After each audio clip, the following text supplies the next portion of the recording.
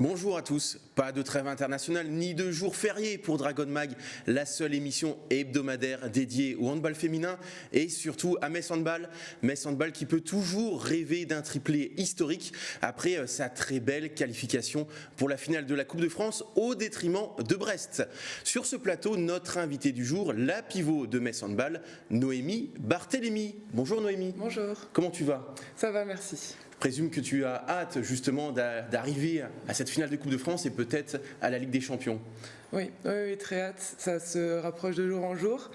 Donc c'est le travail de toute une saison qui va, je l'espère, se fructifier. Et il n'y a pas non plus de jour férié pour Metz Handball puisqu'il y a entraînement ce vendredi pour les Dragons. En face de toi, Mathieu Anquinet et Thomas Lavaux. Salut messieurs. Salut Arnaud, bonjour à tous. Bonjour tout le monde. Thomas, toi aussi, la forme ? Oui, la forme, oui. Et bon, on commence tout de suite cette émission, mon cher Thomas, parce qu'on a encore une fois plein de choses à évoquer avec l'actualité de la semaine. C'est la première mi-temps.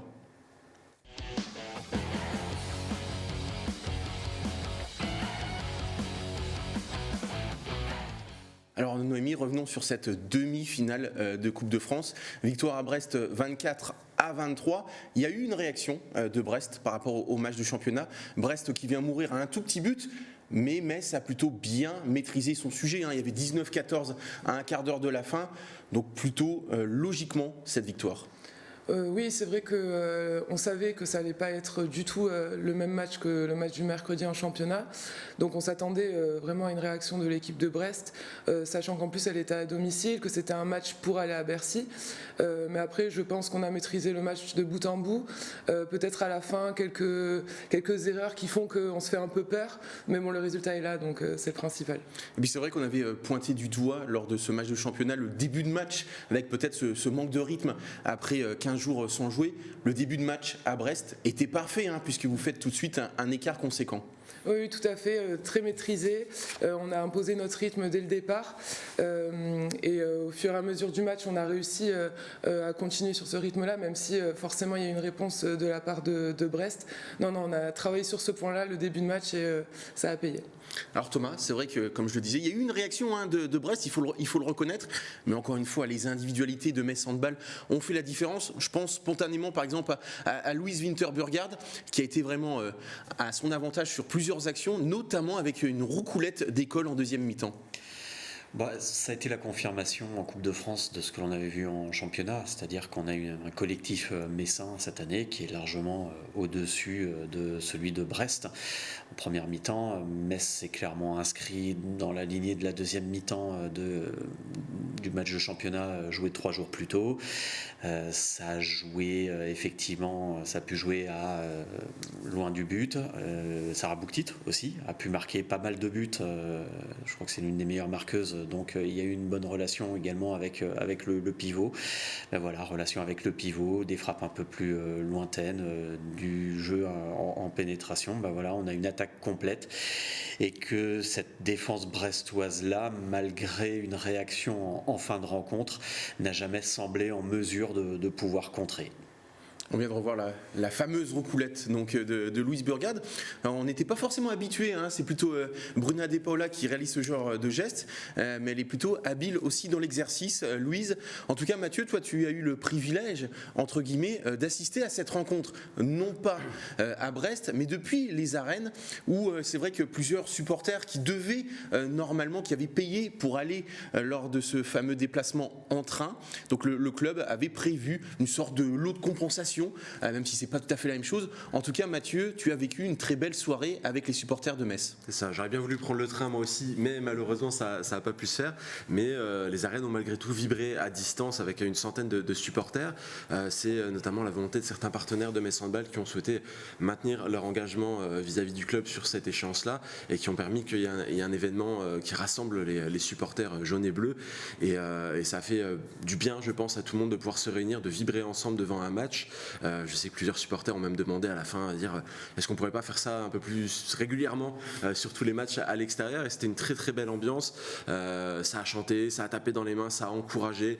On a eu Thibaut Pigeon qui lançait, le speaker des arènes, qui lançait des chants, qui a sorti un tambour également. Donc voilà, on y était sans y être finalement. Très belle ambiance. Mention spéciale aussi pour le club qui a joué le jeu jusqu'au bout, jusqu'à Emmanuel Mayunat qui a fait une visio en fin de soirée pour donner un petit peu ses Il n'a pas impressions. totalement marché, je crois. Non, il y a quelques mots qui ont été échangés, mais effectivement la liaison avec l'Armorique est parfois compliquée, question de météo il paraît, mais bon bref, voilà, ça s'est pas passé tout à fait comme prévu, mais il y a quand même eu cet échange là qui a fait plaisir à tout le monde, et tout le monde est reparti ravi, donc c'est une très bonne chose. C'est important pour la vie du club, je pense, d'avoir des événements comme celui-ci. C'est vrai que Noémie Metz a la chance d'avoir un public incroyable. Alors il y a eu cet événement, mais on en parlait avant le début de cette émission, ce match de championnat remporté 33-23 avec ce fameux mur jaune qui a vibré comme jamais. Oui, c'est vrai qu'à domicile, on a la chance d'avoir des supporters en nombre et qui font du bruit et qui sont toujours en train de nous porter quand on a besoin, ou même quand on mène le match, quoi qu'il arrive, ils sont présents et c'est très important. Est-ce que vous vous rendez compte quand même que cette saison peut être historique pour Metz Handball? Ça peut déjà l'être, sans parler de Ligue des Champions, puisque c'est vrai que Metz Handball peut décrocher une deuxième Coupe de France de suite pour la première fois depuis 1999. Donc ça, c'est déjà incroyable. Et j'ai regardé dans les annales, jamais dans sa prestigieuse histoire, Metz a réalisé le double-double, comme on dit en basket, le doublé Coupe-Championnat 2 années de suite. Donc c'est vrai que c'est quand même incroyable. Le championnat, c'est bien parti. Pour la Coupe de France, il reste un obstacle, et de taille, puisque ça sera le Paris 92 de Méline Nocandi, Paris 92 qui a battu Besançon. Oui, c'est vrai que c'est une très belle équipe. De toute façon, je pars du principe qu'une finale, quel que soit l'adversaire, c'est un match difficile. Donc oui, contente d'aller à Bercy, contente de jouer contre l'équipe de Paris qui est une très belle équipe, et hâte d'y être. Tu n'as jamais joué, je présume, à Bercy? Peut-être si. avec Toulon. Oui, avec Toulon. Effectivement, tu avais remporté la Coupe de France il y a quelques années déjà. Thomas, c'est vrai que quand on regarde le palmarès de Metz Handball et se dire que Metz Handball n'a pas gagné 2 années de suite la Coupe de France depuis 99, jamais le doublé 2 années de suite, ça serait quand même incroyable. Alors Mathieu, je te vois déjà rigoler, mais quand même, c'est significatif. Metz Handball ne s'arrête jamais. Mais ce qui est surtout admirable au-dessus de ça, c'est que ce serait quelque chose de totalement dans la logique des choses. Parfois, vous pouvez avoir de la chance sur un match, sur une demi-finale, ça penche en votre faveur. Là, non, c'est finalement aussi la conséquence d'une bonne gestion du calendrier. Ce calendrier, on en a parlé 50 fois ici. Là, le bon versant de l'affaire, c'est aussi qu'il a permis de jouer à fond cette Coupe de France, qui est peut-être pas un objectif aussi clinquant, sans lui faire offense, qu'un Final Four de Ligue des Champions ou un 25e titre de champion de France. Mais comme il y avait une semaine off, une trêve internationale après la demi-finale à Brest, finalement ça laissait au Metz Handball la possibilité de la jouer à fond. Ça laisse à Metz Handball la possibilité d'entrevoir un triplé, Ligue des Champions, Coupe de France, et puis même faire un nouveau sans faute en championnat, parce que ça fait 2 ans que Metz a plus perdu un match de saison régulière de Ligue féminine. Il y a eu une défaite en finale aller la saison dernière, mais c'était une finale en championnat, en saison régulière. Metz a plus perdu depuis 2021. Ouais, septembre. Voilà, donc ça démontre quand même, on va dire, l'esprit un peu force tranquille que peut déployer cette équipe, ce qui l'amène tout naturellement, quand son adversité principale stagne, on va dire, comme c'est le cas de Brest cette année, ou que les projets sont peut-être pas encore à maturité comme ceux de Nantes et de Paris 92, ça amène Metz logiquement au sommet. Alors Mathieu, je voulais revenir avec toi parce que je sais que tu as un côté sniper, un surnom que je t'avais donné la saison passée, sur les propos après le match à Brest de Pablo Morel, qui a poussé une vraie gueulante. Alors je vais le citer, cette défaite, c'est la différence entre une équipe de très haut niveau et une autre approximative. Je ne mettrai pas ça sur le dos de la naïveté. On avait préparé ce match déterminant pour la suite de notre saison et je ne comprends pas l'entame, notre façon de réitérer les mêmes erreurs. Pourquoi on jette autant de ballons dans les pieds ou en touche? Là, franchement, je pense qu'il y a de la compétence et je ne m'échappe pas, j'englobe tout le monde. Fin de citation. Et il a raison. Déjà, c'est bien, il est lucide. Il a raison, tout simplement. Il a choisi son moment, il a attendu que les matchs importants soient passés pour s'exprimer, parce qu'il en a pris plein la tête lui aussi de la part de son président dans les semaines qui ont précédé. Le visionnaire. Oui, on peut dire ça. Mais voilà, il en a pris plein la tête, il a attendu, il a encaissé, il a essayé de faire parler la vérité du terrain. Force est de constater que ce club n'est pas encore à maturité. Ce club a même fait un pas en arrière par rapport à ce qui avait été réalisé sous Laurent Bezeau il y a quelques saisons. Et pour moi, oui, effectivement, Brest a reculé dans ses projets, aussi bien sur son recrutement, sur son fonctionnement d'équipe, sur la manière dont il aborde les matchs, etc. Et c'est une faute qui est collective. J'ai pas envie de tout remettre sur Pablo Morel qui fait quelque part ce qu'il peut. C'est sa deuxième ou troisième saison, je ne sais plus. Il fait ce qu'il peut avec cet effectif-là. On lui a donné un petit peu des joueuses qui sont arrivées là, parfois par surenchère, parfois par volonté, parfois parce qu'il y avait un projet qui n'a pas été abouti, etc. La moitié de ces joueuses-là sont déjà en train de partir. La saison prochaine, l'effectif va grandement être modifié. On va faire venir d'autres joueuses, peut-être avec des profils plus jeunes, peut-être avec quelque chose à faire mûrir par la suite, mais ce qui est un virage aussi dans la stratégie brestoise. Il y a beaucoup de choses à revoir dans ce club et effectivement pour moi Brest a reculé sans faire offense à tous les supporters qui essayent d'encourager l'équipe, sans faire offense à Pablo Morel qui fait ce qu'il peut, mais derrière ça pour moi il y a beaucoup trop de problèmes qui se sont accumulés et il va peut-être falloir que l'intersaison fasse un petit peu de ménage pour repartir sur des bases plus saines parce que c'est un club qui malheureusement n'a pas atteint ses objectifs. Il reste quand même quelques joueuses qui ont été à leur avantage sur ce match. Je pense à Jenny Carlson, la capitaine, et qui sera encore là la saison prochaine. Malgré tout, il y a eu un couac lors de ce match, une grosse tuile.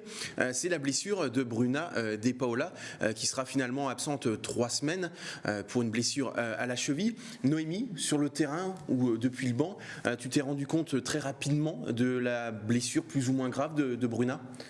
Oui, parce qu'elle ne s'est pas relevée et qu'en général, même si elle se prend quand même pas mal de coups pendant les matchs, elle se relève assez rapidement et là, elle est restée au sol un peu plus longtemps que d'habitude. Au début, on ne savait pas trop où elle avait mal, on s'est rendu compte que c'était au niveau de la cheville. Donc très inquiète, hein, forcément. Après, ça fait partie aussi des risques du métier, comme on dit. Et, voilà. Maintenant, il faut qu'elle se soigne, il faut qu'elle prenne le temps pour bien se soigner, bien revenir, parce qu'on va avoir besoin forcément d'elle pour la fin de la saison.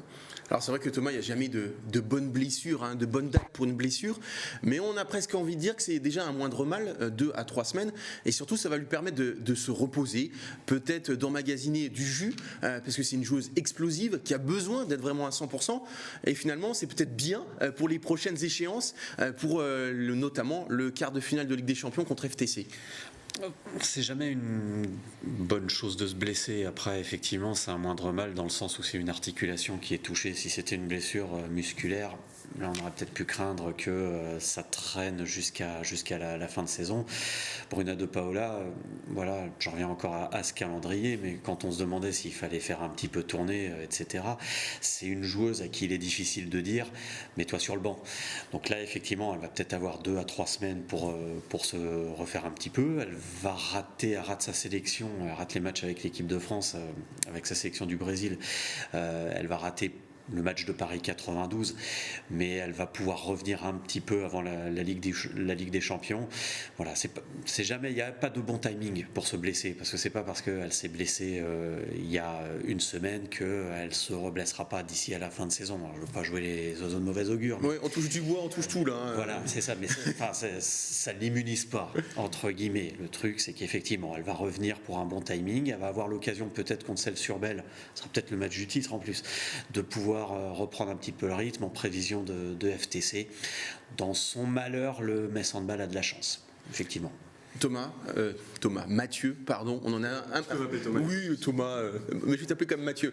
C'est mieux, on en a déjà un petit peu parlé. Toi, tu étais d'accord justement pour qu'elle zappe totalement ce match de Paris 92 et qu'elle revienne effectivement soit pour le match contre Celles-sur-Belle le 22 avril, soit directement pour la Ligue des Champions. Il faut prendre aucun risque. On parle de Bruna De Paola, on n'a pas parlé de ses appuis incroyables. Sa cheville, ça fait partie de ses appuis. Je ne vais pas faire d'anatomie avec vous, mais si elle récupère pas correctement de cette blessure-là, ça va traîner, ça va être problématique pour elle dans son jeu, elle va être freinée, elle va être handicapée. Il faut qu'elle récupère correctement de tout ça. On a tous eu une entorse, je pense, à un moment donné autour de ce plateau. Justement, je pense que c'est une entorse.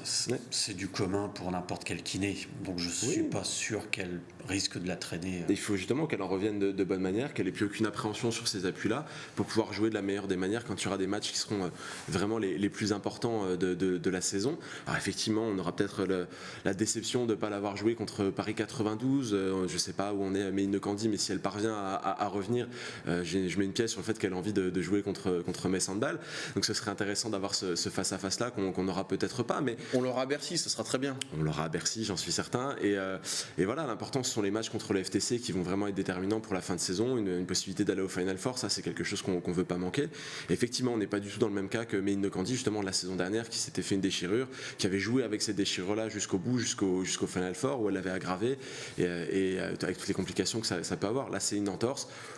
Laissons-la se soigner correctement, elle reviendra de la meilleure des manières pour les matchs importants, c'est ce qu'il faut regarder. Noémie, je voulais revenir avec toi sur l'importance de Bruna De Paula. Alors sportivement, on est tous d'accord là-dessus, mais sur son rôle de capitaine, son rôle de leadership, et même au quotidien, puisque c'est vrai que c'est le soleil de Metz Handball. Oui, c'est ça, c'est le soleil. Elle est tout le temps en train de positiver, de nous encourager. Dès qu'elle voit qu'au niveau du moral, ça va un peu moins, elle va tout faire pour nous faire rire. Enfin, vraiment, c'est vraiment un leader positif dans notre équipe. Et même si elle nous dit rien, elle va nous montrer la voie pour aller mieux et pour faire au mieux. En tout cas, on espère la retrouver très rapidement sur les terrains. On passe tout de suite à la deuxième mi-temps.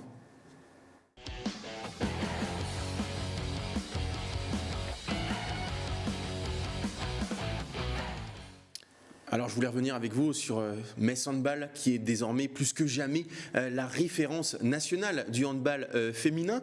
Comment finalement Metz Handball parvient, saison après saison, rivaux après rivaux, à rester tout en haut de l'affiche? Puisqu'il y a 2 ans, après le titre, ou les 2 titres de Brest et cette place de 2e en Ligue des Champions, on pouvait penser qu'il allait avoir peut-être une forme de passation de pouvoir ou de bascule. Pas du tout. Metz Handball est encore plus fort. Alors comment vous l'expliquez? Alors je vous propose 3 possibilités.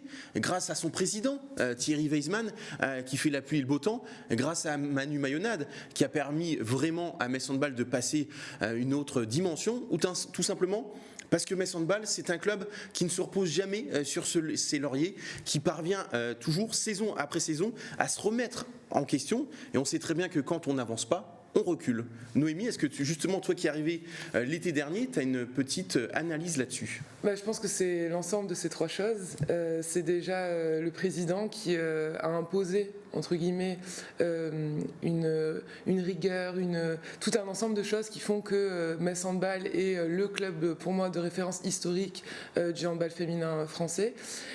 Puis, il a fait venir un entraîneur et un staff ultra compétents qui, ils font des erreurs forcément, mais qui font énormément de bons choix, qui travaillent, qui sans cesse, et qui inculquent ça à leurs joueuses, cette notion de travail, de rigueur, vraiment, même dans la victoire, il faut toujours chercher la petite chose qui a amélioré. Et ensuite aussi, les supporters, je pense vraiment que c'est l'ensemble de tous ces ingrédients qui font que Metz est Metz. Tu parles effectivement de la rigueur de Manu, c'est vrai que même quand il y a une victoire, on a l'impression qu'il n'est jamais satisfait. Pour une joueuse comme toi, pour toutes les joueuses, est-ce que des fois c'est pas un peu frustrant de se dire on a encore gagné et finalement il cherche peut-être la petite bête? Si, c'est sûr que des fois on se dit mais on a quand même gagné, et des fois on a l'impression d'avoir perdu. Puis avec du recul on se dit il a raison, il sait où il veut aller, il sait où on veut aller. Et donc du coup forcément si on dit au bout d'un match gagné bravo les filles, il n'y a rien à revoir, on n'avance pas. Thomas, c'est vrai qu'on a quand même l'impression que Manu y est pour beaucoup, puisqu'avant son arrivée, Metz Handball n'arrivait pas à passer la phase de poule, n'arrivait pas en quart de finale où y arrivait, mais se faisait torcher par Győr ou une autre équipe. Aujourd'hui, c'est totalement différent, et il fait venir presque simplement sur son nom des joueuses exceptionnelles. Anne Mette Hansen, par exemple. L'été dernier, Anna Viakareva avait le choix entre soit Vipers ou Metz Handball, parce qu'elle voulait travailler avec l'un de ces 2 coachs. Donc c'est vrai que Manu y est pour beaucoup. Mais le match de championnat d'il y a 10 jours contre Brest est l'illustration. La 25e, on se dit, cette fois-ci, ça va peut-être être un peu plus compliqué que les précédentes fois. Brest marquait beaucoup, avait beaucoup de réussite sur les tirs un petit peu éloignés. Et puis, en deuxième période, il y a une réorganisation, un peu plus d'efficacité en attaque, un peu plus d'agressivité en défense, et le match il a complètement basculé là-dessus. Mais il a basculé dans des proportions, le delta entre la première mi-temps et la deuxième mi-temps est quand même assez impressionnant, et ça c'est au coaching qu'on le doit. Et Brest s'est complètement retrouvé sans solution. Après avoir compté 4 buts d'avance en première période, mais a pris complètement la marée en seconde période. Ce renversement sur un match, c'est le coaching qui l'explique. Il y a 15 jours, on en parlait, on disait il y a 2 modèles. Alors oui, avec une politique salariale agressive, vous pouvez recruter des joueuses. Par contre, il y a des choses que vous ne pouvez pas acquérir. C'est le temps, c'est l'alchimie. Et je pense que quand Gérard Le Saint, le président du Brest-Bretagne Handball, co-président, dit que ce qu'il envie le plus au Metz Handball, c'est Manu Mayonade, je pense qu'il envie aussi, surtout, la stabilité du Metz Handball. Et cette stabilité, elle doit beaucoup au binôme Mayonade-Thierry Weissman. Voilà, il y a des changements, il y a des évolutions. Chaque année, il y a des joueuses qui partent, des joueuses importantes qui partent. Mais aujourd'hui, ce qu'on constate aussi, c'est que Metz Handball peut aller chercher des joueuses de Gior. Metz Handball va pouvoir aligner l'an prochain la base arrière de la sélection du Danemark, qui est l'une des meilleures d'Europe. Et ça, c'est révélateur de la montée en puissance de cette équipe qui sait s'adapter, mais en se mettant à l'abri des révolutions. Mathieu. Ouais, déjà, revenir sur ce que tu disais par rapport à Emmanuel Mayonade qui est insatisfait après certains matchs malgré les victoires. Pour moi, c'est une marque des grands coachs quelque part. Encore la semaine dernière, je regardais le match du Stade Toulousain en Coupe d'Europe en rugby. À la fin du match, Quelle surprise. À la fin du match, le coach en réaction d'après-match a passé un savon en disant qu'il n'était pas satisfait du match, etc. La réalité, c'est que le Stade Toulousain avait mis une tollée à son adversaire. Les joueurs étaient contents, le coach était exigeant. Et c'est une marque pour moi des grands coachs. Il faut être exigeant. Et pour revenir à la question, pour moi, Emmanuel Mayonade, Thierry Weissman, ce sont des gens qui doutent en permanence, mais qui doutent dans le bon sens du terme. Pas qui doutent avec la peur, mais qui doutent dans le sens où ils vont triturer leurs choix, qui vont vraiment aller regarder de tous les côtés toutes les solutions potentielles, qui vont sans arrêt se remettre en question. Et même l'un l'autre, on sait qu'ils ont un lien très particulier, ils échangent beaucoup, ils travaillent beaucoup ensemble. Et c'est ce doute-là qui leur permet aussi de faire des choix qui sont faits en leur âme et conscience, qui leur permet vraiment d'aller chercher l'essence vraiment de ce qu'ils veulent faire, et qui permet aussi d'inculquer cette identité à Metz Handball, parce que ils sont exigeants envers eux-mêmes et ils sont exigeants avec les personnes avec qui ils travaillent, et c'est ça qui crée l'identité de Metz Handball et qui fait que ce club est à ce niveau-là depuis aussi longtemps. C'est pour moi la colonne vertébrale de ce club que d'avoir ces 2 personnes-là en fonction. Ce sont 2 personnes qui savent aussi très très bien s'entourer. Aujourd'hui au club, il y a beaucoup de personnes qui sont très compétentes, que ce soit à tous les niveaux, que ce soit avec Katia Andriushina qui complète le coaching, que ce soit Nicolas Jarzonio la préparation physique, mais aussi au niveau du club d'une manière générale, dans tout son fonctionnement global, qui fait que chacun a sa compétence, mais toutes ces personnes-là, elles sont en lien, elles travaillent ensemble, elles essayent de faire le nécessaire. C'est la vraie identité de Metz Handball, c'est ce qui fait que c'est un club qui se relève même quand il y a des déconvenus comme il y a 2 ans avec la défaite, les défaites même multiples face à Brest. Ça évite de franchir des soi-disant caps, mais de revenir en arrière ensuite. C'est une constance. Effectivement, la stabilité dont vous parlez, effectivement, Manu Mayonade et Thierry Weissman, c'est la 8e saison qu'ils vivent ensemble. Ils ne cohabitent pas, ils travaillent vraiment main dans la main. Il est l'heure de passer à la 3e partie de cette émission, la conférence de presse.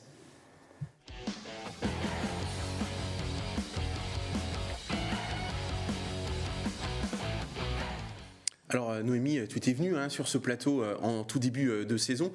Tu vas y parler de rêve éveillé. Finalement, comment tu vis maintenant toute cette saison, 6 mois après, avec un rôle peut-être un poil frustrant, puisque finalement tu as un temps de jeu pas limité, mais pas un temps de jeu très conséquent.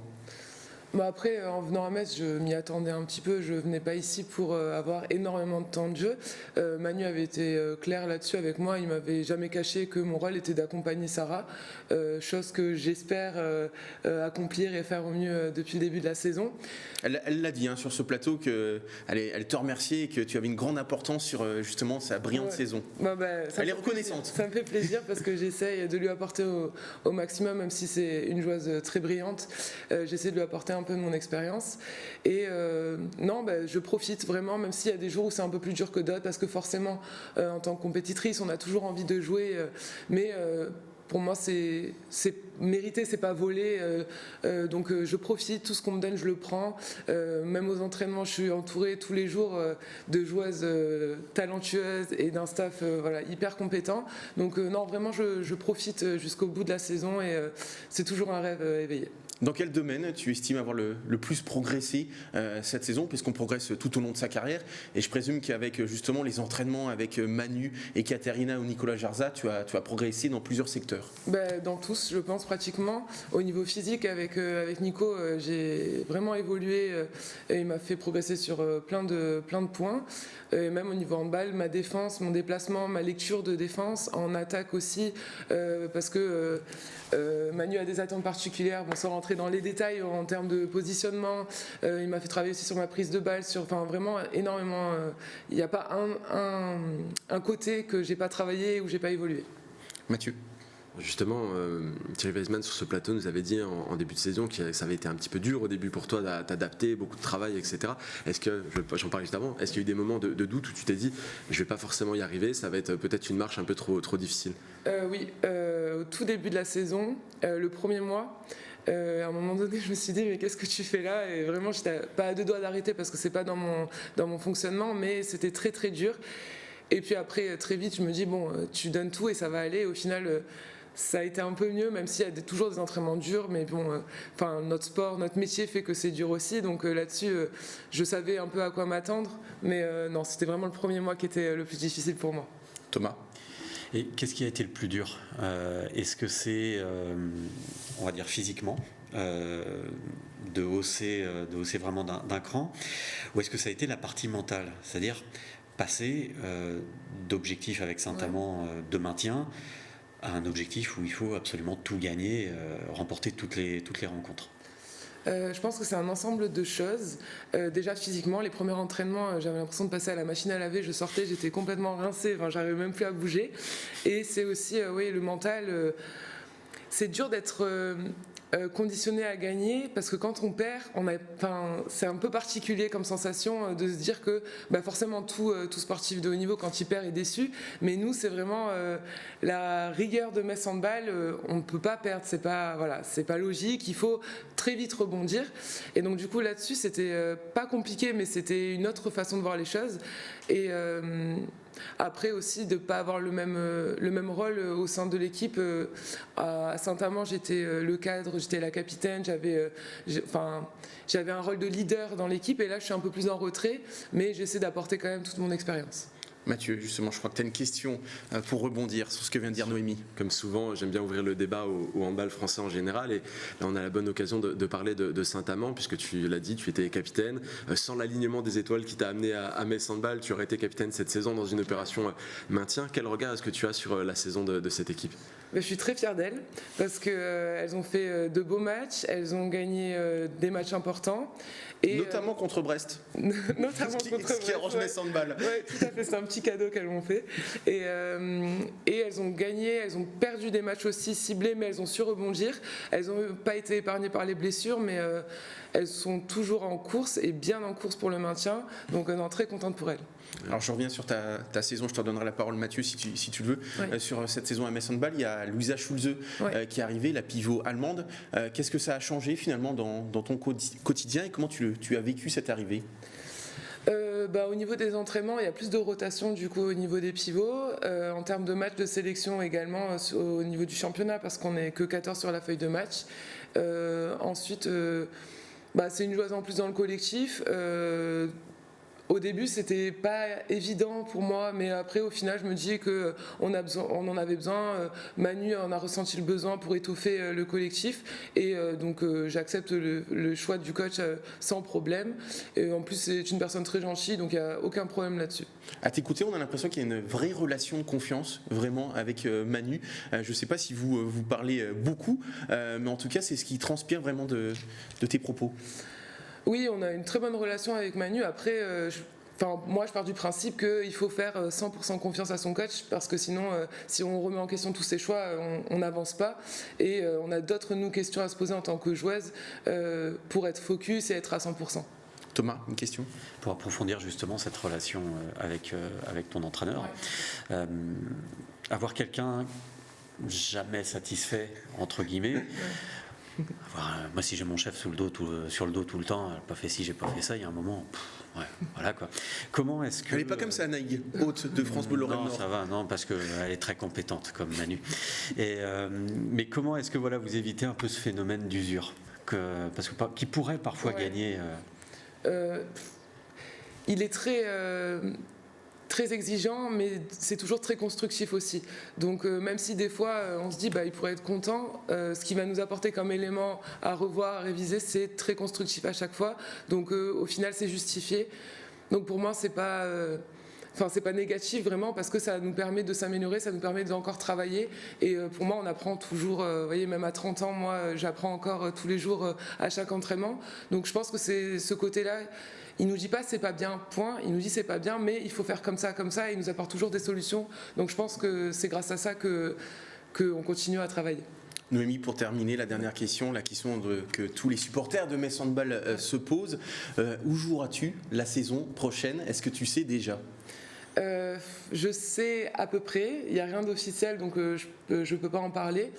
Mais je priorise d'abord le côté reconversion et le côté passage à la vie active avant le handball. Voilà. D'accord. Donc, c'est ce que je peux vous dire. Potentiellement, pas forcément à Metz Handball, mais on en saura plus dans les prochains jours. Voilà. C'est ça, grosso modo ? Merci beaucoup en tout cas Noémie. On espère que le rêve éveillé va se poursuivre jusqu'au Final Four début juin. Je sais que messieurs, vous en rêvez aussi. Merci en tout cas d'être venus sur ce plateau. Nous on se retrouve la semaine prochaine pour un nouveau Dragon Mag. D'ici là, portez-vous bien et évidemment, bye bye.